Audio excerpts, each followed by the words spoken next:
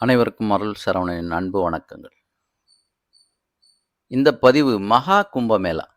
எல்லா இந்துக்களும் ஒன்று சேர்ந்து கொண்டாடும் தருணம் மகா கும்பமேளா. இந்த வருடம் 2025ஆம் வருடம் மிக சிறப்பான ஆண்டாக அமைந்துள்ளது. இந்த இந்த ஆண்டு மகா கும்பமேளா என்ன விசேஷம்? 144 வருடங்களுக்கு ஒரு முறை நடைபெறும் மகா கும்பமேளா. 12 வருடத்துக்கு ஒரு முறை நடக்கும் கும்பமேளாவும் அதை பூரண கும்பமேளா என்பர். மலை, குகை, காடு போன்ற பகுதியில் வசிக்கும் துறவிகள், சாதுக்கள், அகோரிகள் இந்த கும்பமேளாவில் கலந்து கொள்வார்கள். இந்த வருடம் கும்பமேளாவின் செலவு சுமார் 5000 கோடி. 2013 நடந்த கும்பமேளா 1214 கோடி செலவு செய்யப்பட்டுள்ளது. மத்திய அரசு 2000 கோடி கொடுத்து அந்த மாநில அரசுக்கு சிறப்பாக நடைபெற வேண்டும் என்று கூறியுள்ளனர். உலக அளவில் முக்கியமாக பார்க்கப்படும் இந்த விழா ஜனவரி 13ஆம் தேதி தொடங்கி பிப்ரவரி 26ஆம் தேதி வரை சுமார் 45 நாட்கள் நடக்கக்கூடிய இந்த கும்பமேளா விழா ஜனவரி 13 பௌஷ் பௌர்ணமி என்று கூறுவர். ஜனவரி 13, 14 நாட்களில் தொடங்கி சிவராத்திரி வரை, அதாவது பிப்ரவரி 26 சிவராத்திரி வரை நடைபெறும் இந்த திருவிழா போன்ற ஒரு விழா மிக உன்னதமான ஒரு விழாவாக வடமாநிலத்தில் மிகவும் சிறப்பாக கொண்டாடப்படுகிறது.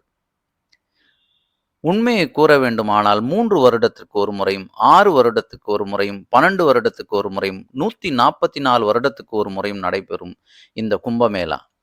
இந்த மகா கும்பமேளா என்பது 144 வருடங்களுக்கு ஒரு முறை நடைபெறும்.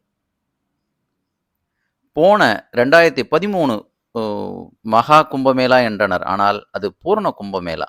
6 வருடத்திற்கு ஒரு முறை நடைபெறும். அதை அர்த்த கும்பமேளா என்கின்றனர். 12 வருடங்களுக்கு ஒரு முறை சூரியன் மகர ராசிக்கு பெயர்ச்சி ஆகும் பொழுது இந்த திருவிழா கொண்டாடப்படுகிறது. கும்பம் என்றால் கலசம்.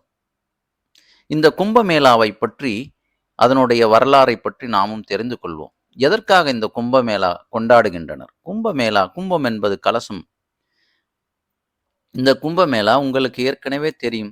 அசுரர்கள், தேவர்கள் இவர்கள் இருவருக்கும் போர் மூண்ட சமயத்தில் இந்த சிரஞ்சீவி பெற்றும் பட்டம் பெறுவதற்கும் சாகா வரம் பெறுவதற்காகவும் அமிர்தத்தை கடையும் பொழுது அந்த அமிர்தத்தை தனியாக கடைய முடியாது என்று அசுரர்களையும் கூட சேர்த்து கடைந்து அதிலிருந்து அமிர்தத்தை எடுத்துக்கொண்டு 4 தேவர்கள் அசுரர்களிடம் இந்த அமிர்தம் சென்று விட்டால் சாகா வரம் பெற்று மக்களை துன்புறுத்துவார்கள் என்று 4 தேவர்கள், குரு, சனி, சூரியன், சந்திரன், இவர்கள் 4 பேரும் அவர்களுக்கு தெரியாமல் அந்த அமிர்தத்தை வான்வெளியில் 12 நாட்கள் வெவ்வேறு இடங்களில் மறைத்து வைப்பதற்காக சுற்றித் திரிந்தனர். அவ்வாறு சுற்றித் திரியும் பொழுது அதில் சிந்திய சிறு துளிகள் பூமியில் 4 இடங்களில் விழுந்ததாக சரித்திரம் உண்டு. அந்த 4 இடங்களில் விழுந்த இடம் புண்ணிய ஸ்தலமாக கருதப்படுகிறது. இது எல்லாமே அந்த புண்ணிய நதிகளில் விழுந்ததால், அந்த புண்ணிய நதியில் குளித்தால் பாவங்கள் தீர்வதும் மோட்ச பாதை கிடைக்கும் என்பது நம்பிக்கை. அந்த 4 இடங்கள் உத்தரகண்ட் மாநிலத்தில் உள்ள ஹரித்வாரிலும், மத்திய பிரதேசத்தில் உள்ள உஜ்ஜயினியிலும், மகாராஷ்டிரா மாநிலத்தில் உள்ள நாசிக் நகரத்திலும், உத்தரப்பிரதேசத்தில் பிரயாக்ராஜ் போன்ற இடத்திலும், அதுவும் இது அலகாபாத் திரிவேணி சங்கமம் என்று கூறப்படுகிறது. இது முக்கியமாக கங்கா, யமுனா, சரஸ்வதி போன்ற 3 நதிகளும் சங்கமிக்கும் ஒரு இடமாக கருதப்படுகிறது. சரஸ்வதி நதியாகப்பட்டது சூட்சும வடிவத்தில் கலப்பதாக கூறுகின்றனர். காசியில் இருந்து 2.5 மணி நேரம் பயணம் செய்தால் பிரயாக்ராஜ் சென்றடையலாம். இந்த முக்கியமான இந்த 4 இடங்களிலும் புனித நீராடல் மிக பிரசித்தி பெற்றது. எவன் ஒருவன் அந்த புண்ணிய நதியில் குளிக்கின்றானோ அவனுடைய பாவங்கள் தீரும் என்பது ஐதீகம். இப்படி இந்த மகா கும்பமேளா இந்த குறிப்பிட்ட நாளில் கலந்து குளித்து அவர்களுடைய பாவத்தை போக்குவதற்கான நாள். அதிலும் இந்த சாதுக்கள், துறவிகள், அகோரிகள் இவர்கள் குளித்த பிறகு சாதாரண மனிதர்களுக்கு அனுமதி அளிக்கின்றனர். இது சாதாரண விழா அல்ல, இந்துக்களுக்கான விழா. இதை உலகமெங்கிலும் இந்த விழாவை பார்க்கப்படுகிறது. 12 ஆண்டுகளுக்கு ஒரு முறை நடைபெறும் மகா கும்பமேளா இன்று இந்த மாதம் 13ஆம் தேதி தொடங்கி நடந்து கொண்டிருக்கிறது. உத்தரப்பிரதேச மாநிலத்தில் பிரயாக்ராஜில் தொடங்கி உள்ளது. இந்த கும்பமேளாவில் கலந்து புனித நீராடினால் பாவங்கள் நீங்கும் என்பது இந்துக்கள் நம்பிக்கையாக உள்ளது. இந்த விழாவில் திரளான பக்தர்கள் பங்கேற்கின்றனர். கும்பமேளாவின் போது சனாதன தர்மத்தின் தனித்துவமான மற்றும் மிகவும் துறவி மரபின் ஒரு பகுதியாக இருக்கும் நாகசாதுக்கள் அதிகமான எண்ணிக்கையில் கலந்து கொள்கின்றனர். அவர்கள் கும்பமேளாவின் முக்கிய ஈர்ப்பாக ஆன்மீக நிகழ்ச்சியின் மையமாக உள்ளனர்.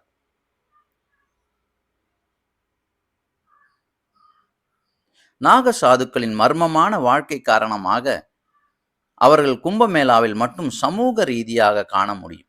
அவர்கள் கும்பமேளாவில் எப்படி வருகிறார்கள், அங்கிருந்து எப்படி செல்கிறார்கள் என்று ஒரு மர்மம். ஏனென்றால் அவர்கள் பொதுவில் வந்து செல்வதை யாரும் பார்த்ததே இல்லை.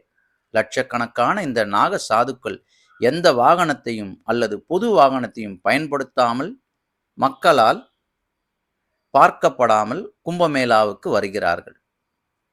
அவர்கள் இமயமலையில் வசிப்பதாக நம்பப்படுகிறது. மேலும் அவர்கள் பொது மக்களிடையே காணப்படும் ஒரே நேரம் கும்பமேளா மட்டுமே. கும்பமேளாவில் உள்ள 2 பெரிய நாக அகாராக்கள், மகா பரிநிர்வாணி அகாரா மற்றும் வாரணாசியில் உள்ள பஞ்ச தக்ஷணம் ஜூனா அகாரா ஆகிய 2 பிரிவினர். பெரும்பாலான நாகசாதுக்கள் இங்கிருந்து வருகிறார்கள். பெரும்பாலான நாகசாதுக்கள் திரிசூலங்களை ஏந்தி தங்கள் உடல்களை சாம்பலால் மூடிக்கொள்கின்றனர். அவர்கள் ருத்ராட்ச மணிகளை மற்றும் விலங்குகளின் தோள்கள் போன்ற பாரம்பரிய உடைகளை அணிவார்கள். கும்பமேளாவில் குளிப்பதற்கான உரிமையை முதலில் பெறுபவர்கள் இவர்களே. அதன் பிறகு மற்ற பக்தர்கள் குளிக்க அனுமதிக்கப்படுகிறார்கள். ஆனால் அதன் பிறகு அவர்கள் அனைவரும் அந்தந்த மர்ம உலகுக்கு திரும்புகிறார்கள். அவர்களின் இந்த மர்ம உலகம் எங்கு என்பதை தெரிந்து கொள்வோம். நாகசாதுக்களின் மடம் அகதாஸ் என்று கூறப்படுகிறது. கும்பமேளாவின் போது நாகசாதுக்கள் தங்கள் அகதாக்களை பிரதிநிதித்துவப்படுத்துகிறார்கள். கும்பமேளாவுக்கு பிறகு அவர்கள் அந்த அகதாக்களுக்கு திரும்புகிறார்கள். அகதாக்கள் இந்தியாவின் பல்வேறு பகுதிகளில் அமைந்துள்ளன. மேலும் இந்த சாதுக்கள் அங்கு தியானம், சாதனா மற்றும் மத போதனைகளை பயிற்சி செய்கிறார்கள். இரகசிய மற்றும் ஒதுங்கிய சாதனாக்கள். நாகசாதுக்கள் தங்கள் துறவி வாழ்க்கை முறைக்கு பெயர் பெற்றவர்கள். கும்பமேளாவுக்கு பிறகு பல நாகசாதுக்கள் சாதனா மற்றும் தபஸ் செய்ய இமயமலை காடுகள் அல்லது பிற அமைதியான மற்றும் ஒதுங்கிய இடங்களுக்கு செல்கிறார்கள். அவர்கள் கடினமான தவங்கள் மற்றும் தியானத்தில் நேரத்தை செலவு செய்கின்றனர். இது அவர்களின் ஆன்மா மற்றும் சாதனாவின் முன்னேற்றத்திற்காக முக்கியமானதாக கருதப்படுகிறது. கும்பமேளா அல்லது பிற மத நிகழ்வுகள் நடைபெறும் போது மட்டுமே இவர்கள் பொதுவில் வருகிறார்கள். புனித யாத்திரை தலங்களில் வசிப்பது. சில நாக சாதுக்கள் காசி, ஹரித்வார், ரிஷிகேஷ், உஜ்ஜயினி மற்றும் பிரயாக்ராஜ் போன்ற பிரபலமான புனித யாத்திரை தலங்களில் வசிக்கிறார்கள். இந்த இடங்கள் இவர்களுக்கு மதம் மற்றும் சமூக நடவடிக்கைகளின் மையமாகும். எப்படி இருந்தாலும் ஒரு நாகராக மாறுவது அவ்வளவு எளிதானதல்ல. புதிய நாகர்கள் தீட்சை பிரயாகை, நாசிக், ஹரித்வார் மற்றும் உஜ்ஜயினி கும்பமேளாவில் மட்டுமே நடைபெறுகிறது. நாகசாதுக்கள் இந்தியா முழுவதும் மத பயணங்களை மேற்கொள்கின்றனர். பல்வேறு கோயில்கள், புனித யாத்திரை தலங்கள் மற்றும் மத நிகழ்வுகள் பங்கேற்பதன் மூலம் அவர்கள் தங்கள் இருப்பை குறிக்கின்றனர். பல நாகசாதுக்கள் இரகசியமாகவே வாழ்கின்றனர். வழக்கமான சமூகத்தில் இருந்து துண்டிக்கப்பட்ட வாழ்க்கையை நடத்துகிறார்கள். அவர்களின் ஆன்மீக பயிற்சி மற்றும் வாழ்க்கை முறை அவர்களை சமூகத்தில் இருந்து வேறுபட்டவர்களாகவும் மதிப்புமிக்கவர்களாகவும் காட்டுகின்றது. இந்த விழா அவர்களுக்கான விழா மட்டுமல்ல, நமக்கான விழா. அது சிவனின் விழா. அந்த அண்ணாமலையாரின் விழா. சிவாய நம, சிவமே ஜெயம், சிவமே தவம், சிவமே சரணாகதி, சிவமே வரம். இந்த அற்புதமான நாளும் இந்த அற்புதமான மாதத்தை நாம் இப்படியே கடந்து விட வேண்டாம். நாம் சிவனை வழிபட்டு அந்த புனித ஸ்தலங்களில் குளிப்பதற்கு முடியாமல் போனாலும் அருகில் உள்ள புனித ஸ்தலங்களுக்கு சென்று நீராடி சிவனை வழிபாடு செய்வோம். இந்த சிவராத்திரி வருவதற்குள் இந்த நாட்களை பயன்படுத்திக் கொள்வோம். இந்த கும்பமேளாவை தெரிந்து கொண்டு அடுத்தவர்களுக்கும் தெரிந்து கொள்ள செய்வோம். வாழ்த்துக்கள் உங்கள் அனைவருக்கும். வாழ்க வளம்.